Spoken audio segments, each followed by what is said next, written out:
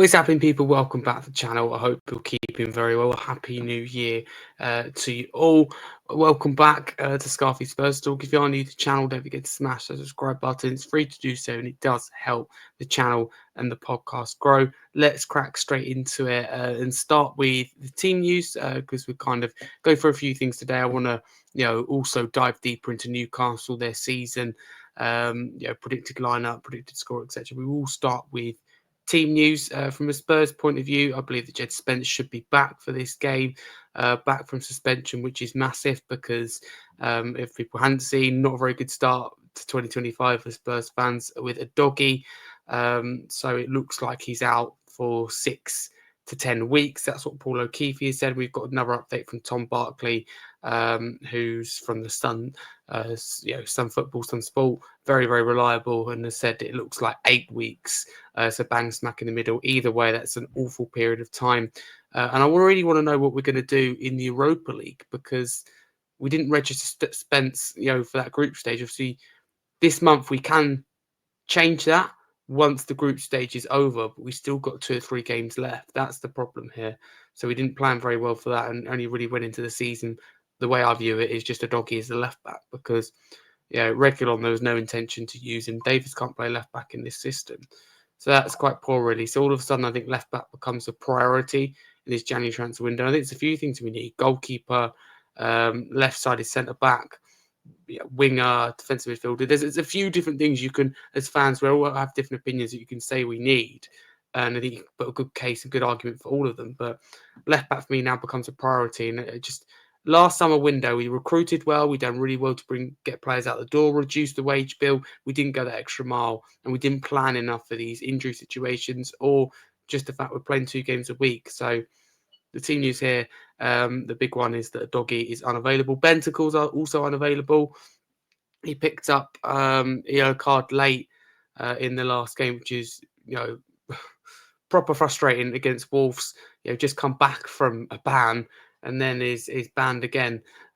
So that's super frustrating. Obviously, it does limit our options. So frustrating. So he actually I thought had a good game against Wolves, and it's just great to have him back. I think he's our best midfielder in terms of ability and ceiling, but he's out. Apart from that, I think that's everything. Don't think this game, will come too soon for Ben Davis. He was expected to be back, but it looks like he's faced a little bit of a knockback. Also, Min Hung Yang, is in the country and available to play for us. I think he'd be on the bench for this game. He was seen pictured at the stadium against Wolves. So hopefully, it's another option to have. Odegaard, I don't think that's long away. Posted on his Instagram picture of him with his boots at Hotspur Way. So hopefully he could be boosted maybe by the return of Odegaard and of course Min Hun Yang coming in, both in the squad. That'd be a massive boost, but we'll have to see. Don't rush Odegaard out. Obviously he's been out, hasn't he, for a long time. Hopefully Mikey Moore and Charles are not too far away as well. So who knows? We could have players back for this that Ange might want to keep undercover. Let's go through first. I'm going to do what I'd want my team to be for this game. What I would do if I was Ange Postecoglou. Then we move on to Newcastle because I always think predicting and what the lineup's going to be is hard, but also it does differ to what my lineup would be. So based with what we've got, I would put Brandon Austin in goal. Firstly, just to be very clear, this is my lineup, not Ange's, because I know that that's not going to happen. I like Fraser, but I think this is a good opportunity with his form recently. I don't think he can play out from the back, and I just think Austin deserves that opportunity. Certainly a young goalkeeper, not young anymore, was it 25, 26, been on the scene for a long while. Maybe some will say that's the reason why he hasn't got an opportunity. I don't know.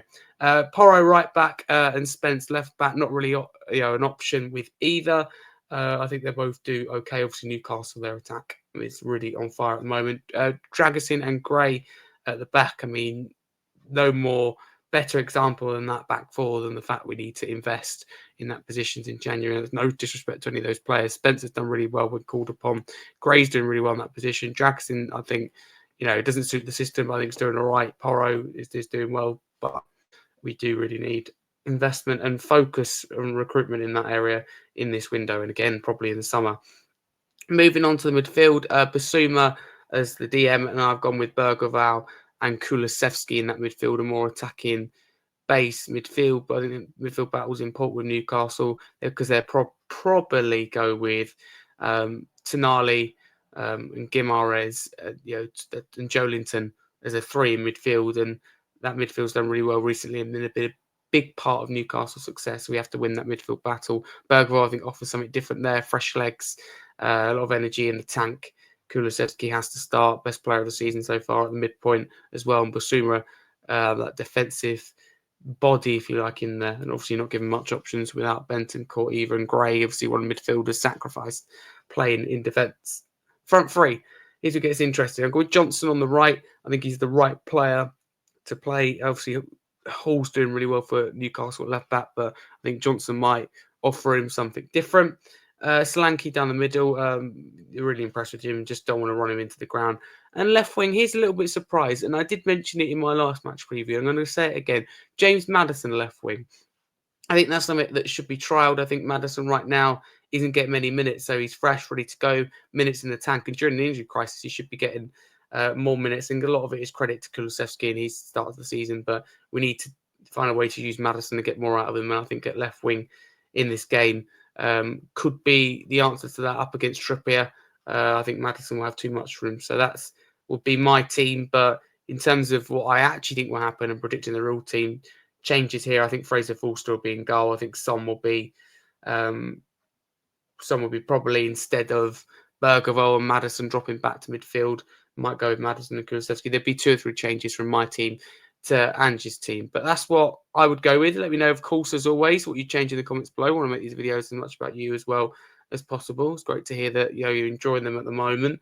Let's focus on Newcastle because they've done really well recently, an upturn in form. They actually started the season really poorly, but all of a sudden recently it's really clicked together. I think that they found the right midfield balance. I think Tonali's taken a while, but now has eventually gelled into that midfield. Obviously, big ban he had last season. It's understandable that it's taking his time to gel. I think recently Newcastle have improved really defensively as well. De Bruyne's done a lot better than I expected. But the likes of Hull have been a big part of Newcastle doing really well defensively. So in recent weeks, Newcastle have improved defensively. They've been winning their midfield battles because they're a very key player, and Tonali's really improved recently in all competitions. But also they're scoring more goals than ever. That was the thing with Newcastle at the start of the season. When I say they were poor, they were bad, yes, but they were often playing well, but just couldn't get the results. But that was because they couldn't really score. And I think Jacob Murphy's the one I really want to highlight in terms of form and has really improved recently. He's really impressed me on the right-hand side. Cheap FPL asset if you play fantasy football. Gordon on the left, we know he's capable of, but again, he's getting more assists, getting more involved.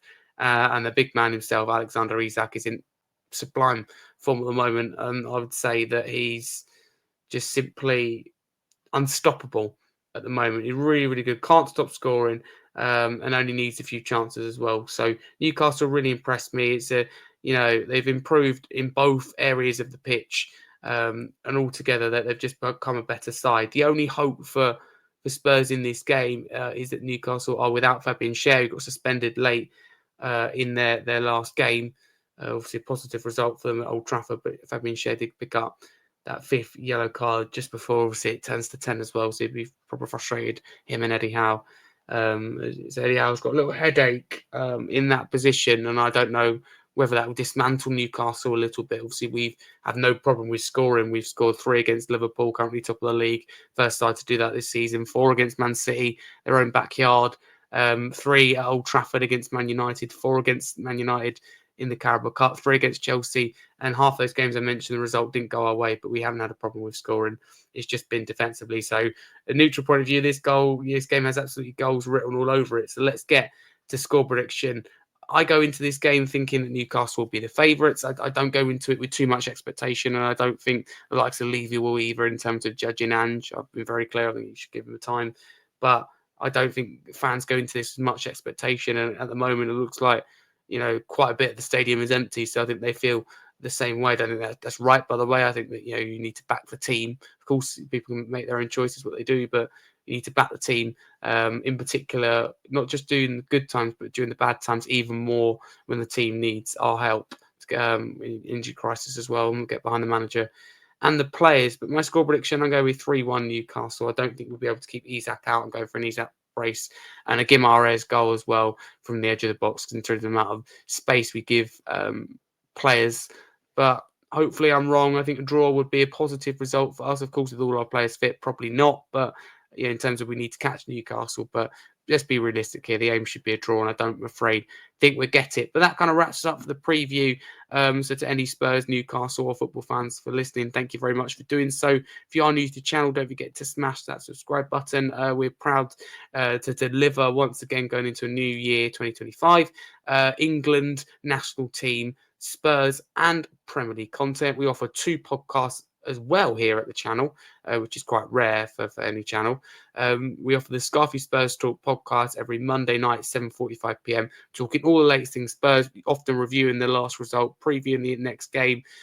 We do get opposition fans on that as well. And the Scarfy Talks Premier League podcast, Wednesday night, 7:45 p.m, again, reviewing the previous game week, previewing the upcoming one, any big talking points, such as the El Pedro red card on Wednesday, when I hosted the show. So yeah, thank you very much. Do get involved in the comments below with your score prediction, your thoughts on anything you heard in today's video, your lineup, whether you be Spurs, Newcastle fan, and neutral. I think this is a big game for the neutral as well. But thank you very much for your continued support, and up the Spurs.